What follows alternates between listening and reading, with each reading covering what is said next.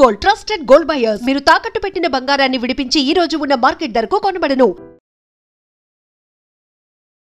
నమస్తే, welcome to I dream talking point with కవిత.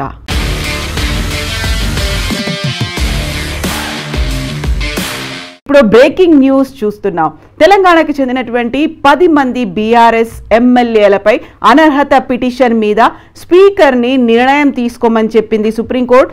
3 నెలల గడువు విధించింది. జూలై 31న చెప్తే ఈ రోజు అక్టోబర్ 31న 3 నెలల గడువు అనేది కంప్లీట్ అయిపోతుంది. అయితే ఈ 3 నెలల గడువులోనే నిర్ణయం తీసుకోవడానికి, వారిని పిలిపించి మాట్లాడడానికి, ఒక డెసిషన్ తీసుకోవడానికి సమయం సరిపోలేదు కాబట్టి మరొక 2 నెలల పాటు ఈ గడువుని పొడిగించండి అంటూ స్పీకర్ కార్యాలయం సుప్రీంకోర్టుకి లెటర్ రాసింది. యాక్చువల్గా 10 మంది బీఆర్ఎస్ ఎమ్మెల్యేలు పార్టీ మారారు, పార్టీ ఫిరాయింపులు జరిగాయి అంటూ కోర్టుకెక్కినటువంటి బీఆర్ఎస్ సరైన సమయంలో స్పీకర్ నిర్ణయం తీసుకోలేకపోతున్నారు అంటూ సుప్రీంకోర్టు తలుపు కూడా తట్టింది. సుప్రీంకోర్టు ఈ పిటిషన్ని స్వీకరించిన తర్వాత operation success but patient died అన్నట్టుగా సిచ్యువేషన్ ఉండకూడదు, ఎందుకని స్పీకర్ నిర్ణయం తీసుకోలేకపోతున్నాడు అనేటువంటి తీవ్రమైనటువంటి వ్యాఖ్యల్ని చేసింది. కరెక్ట్గా 3 నెలల గడువు విధించింది.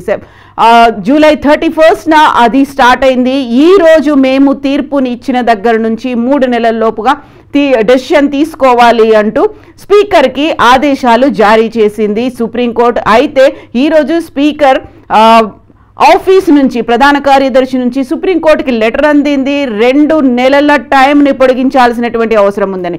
10 మంది ఎమ్మెల్యేలకు సంబంధించి ఇప్పటికీ కేవలం 4కి సంబంధించి వాదనలు తీసుకున్నాను, నిర్ణయం ఇప్పటికీ తీసుకోలేదు. తుది నిర్ణయం వెలువడడానికి ఇంకా సమయం పడుతుంది కాబట్టి గడువుని పొడిగించండి ఇంకో 2 నెలల పాటు అనేటువంటి వాదనతో లెటర్ అయితే రాసింది సుప్రీంకోర్టు.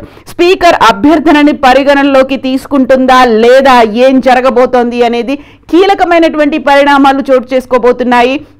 ఇప్పటికే గడువు చాలా పెంచారు, ఇప్పటికే నిర్ణయం తీసుకోలేదు కాబట్టి సుప్రీంకోర్టు కూడా తీవ్ర స్థాయిలో మందలించినటువంటి నేపథ్యం కాబట్టి ఇప్పుడు ఏం జరగబోతోంది, 2 నెలల గడువుని సుప్రీంకోర్టు పొడిగిస్తుందా లేకపోతే ఇమ్మీడియట్గా డెసిషన్ తీసుకోవాల్సినటువంటి అవసరం ఉంది అనే మాట చెప్తుందా?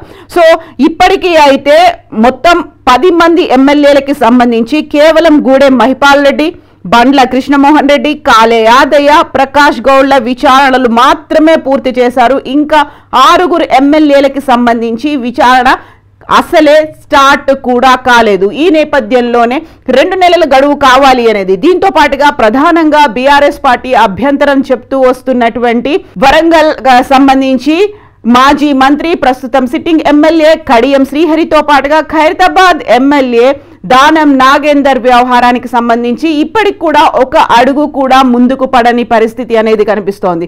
స్వయంగా దానం నాగేందర్ గత ఎంపీ ఎన్నికల్లో కాంగ్రెస్ ఇచ్చినటువంటి బీ ఫామ్ మీదే పోటీ చేశారు కాబట్టి తనని అర్హత వేటు వేయాలి. ఈ 2 ఇంపార్టెంట్ కేసులు అనేది భావిస్తోంది బీఆర్ఎస్. బట్ వాటికి సంబంధించి ఇప్పటిదాకా ఒక అడుగు కూడా ముందుకు పడని పరిస్థితి. కడియం శ్రీహరి, దానం నాగేందర్కి స్పీకర్ ఇంకా నోటీసులే ఇవ్వలేదు. ఒకవేళ నోటీసులు ఇచ్చిన తర్వాత వారు సమాధానాలు చెప్పడం, సమాధానాలు ఇచ్చిన ఆధారంగా వారిని విచారణకు పిలిపించడం, దీంతో పాటుగా మొత్తం 10 మందికి సంబంధించి తుది విచారణ జరపడం, ఇవన్నీ ప్రక్రియలు అనేవి ఆలస్యమవుతుంది. అందులోనూ ప్రధానంగా స్పీకర్ ఈ మధ్యనే అఫీషియల్ విజిట్ కోసం విదేశాలకు వెళ్ళొచ్చాడు. ఆ తర్వాత ఇక్కడ జరుగుతున్నటువంటి ఇతర రాజకీయ పరిణామాల నేపథ్యంలో టైం కేటాయించడం, ఈ 3 నెలల సమయం అనేది సరిపోలేదు, ఈ గడువు అనేది కంప్లీట్ కాలేదు కాబట్టి ఎక్స్టెండ్ చేయాలి అనేటువంటి మాట లెటర్ రూపంలో అయితే వివరించారు. యాక్చువల్గా మొత్తం ఈ 10 మంది ఎమ్మెల్యేలు తాము పార్టీ మారాము అని చెప్పకపోయినప్పటికీ అందులో అరికెపూడి గాంధీ పిఎస్సి చైర్మన్గా ఉన్నారు. ఎట్ ద సేమ్ టైం అక్కడ జరుగుతున్నటువంటి సమావేశాలకు కూడా అటెండ్ అయ్యారని, గతంలోనే పార్టీ మారారని చెప్పినప్పటికీ కాంగ్రెస్ ఎమ్మెల్యేలు మాత్రం ఈ స్పీకర్ సుప్రీంకోర్టు దగ్గర నుంచి ఒక తీర్పు వచ్చిన తర్వాత తాము పార్టీ మారలేదు అనేటువంటి ఒక మాటనైతే చెప్తూ వచ్చారు. అది కాంగ్రెస్ కండువా కాదు అనే మాట చెప్తూ వచ్చారు. అది కేవలం ఒక సంప్రదాయబద్ధంగా గుళ్ళలో వేసేటువంటి అలాంటి కండువా తప్ప పార్టీకి చెందినటువంటి కండువా కాదు అని కొంతమంది చెప్తే, కొంతమంది తమ నియోజకవర్గ అభివృద్ధి కోసమే సీఎంని కలిసామని చెప్పడంతో పాటుగా మరికొంతమంది తమ సంక్షేమ అభివృద్ధి కార్యక్రమాలకు తోడుగా పెండింగ్ నిధులున్నాయి, బకాయిలు అయితే ఏవైతే ఉన్నాయో వాటి కోసమే మేము సీఎంని కలిసాం తప్ప పార్టీ మారలేదు అని చెప్పినప్పటికీ ఇప్పుడు కేవలం 4 ఎమ్మెల్యేలు మాత్రమే వివరణ ఇచ్చారు. 6గురికి సంబంధించి ఇంకా స్పీకర్ కార్యాలయం దగ్గర నుంచి నోటీసులు కూడా అందరి పరిస్థితి. కాబట్టి నెక్స్ట్ ఏం జరగబోతోంది? ఇమ్మీడియట్ గా సుప్రీంకోర్టు దీని మీద స్పందించబోతోందా, లేకపోతే ఇప్పటికే మనకి జూబ్లీ హిల్స్ అసెంబ్లీకి సంబంధించి బైపోల్ అనేది జరగబోతోంది. మరో 11 రోజుల్లో ఎన్నికలు అనేవి ఉన్నాయి. కాబట్టి ఈ 10 మందిని అనర్హత వేటు వేయాల్సిందే అని చెప్తుందా, లేకపోతే విచారణకు సంబంధించి ఇప్పటికే బోల్డంత టైం అయిపోయింది. 2023 డిసెంబర్లో ఎన్నికలు అయిపోయాయి. సరికొత్త ప్రభుత్వం ఫామ్ అయిన తర్వాత 2024 మార్చ్ ఏప్రిల్ మధ్య కాలంలో ఈ 10 మంది ఎమ్మెల్యేలు పార్టీ మారారు. అసెంబ్లీ సమావేశాల సమయంలో కూడా బీఆర్ఎస్ పార్టీకి కేటాయించినటువంటి సీట్లలో కాకుండా కాంగ్రెస్ కి కేటాయించినటువంటి సీట్లలో కూర్చుంటున్నారు. కాబట్టి దానికి తోడుగా వాళ్ళు వేసుకుంటున్నటువంటి కండువాలు కావచ్చు, ఫ్లెక్సీల్లో కూడా కాంగ్రెస్ పార్టీకి సంబంధించినటువంటి ఫ్లెక్సీల్లో ఈ ఎమ్మెల్యేలు ఉన్నారు అనేటువంటి మాటతో పాటుగా అనర్హత వేటుకు సంబంధించి పదే బీఆర్ఎస్ ముందు నుంచి కోర్టు దగ్గరికి వెళ్ళింది. ఇక్కడ కాకపోయేసరికి సుప్రీంకోర్టు దాకా కూడా వెళ్ళింది.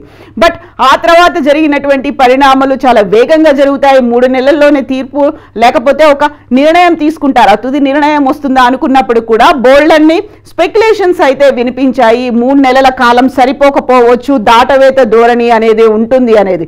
సో 4 ఆధారాలతో వాళ్ళు ఇచ్చినటువంటి పార్టీ మారారు అనే దానికి సంబంధించి బీఆర్ఎస్ అయితే ఇప్పటికీ అందరి ఎమ్మెల్యేలకి సంబంధించి కంప్లీట్గా సాక్ష్యాలను కూడా అందించింది. వారు పార్టీ మారినట్టుగా ఆ గుర్తులని ఆధారాలను కూడా అందించింది. బట్ 4కి సంబంధించి మాత్రమే, అది కూడా విదేశాల నుంచి వచ్చిన తర్వాత కూడా కంప్లీట్గా అసెంబ్లీని ఒక రెస్ట్రిక్టెడ్ జోన్గా ఏర్పాటు చేశారు. అప్పటికి మీడియాతో పాటుగా సందర్శకులు కావచ్చు, లీడర్లు కావచ్చు, ఎవరికి ప్రవేశం అనేది లేకుండా 4కి సంబంధించి వారి వాదనలు విన్నారు. At the same time BRS party తరఫున కూడా వాదనలు విన్నప్పటికీ మిగతా మెజారిటీ 6 ఎవరైతే ఉన్నారంటే 60% ఎమ్మెల్యేలకు సంబంధించి ఇంకా ఇప్పటికీ వాదనలు కూడా ప్రారంభం కాలేదు.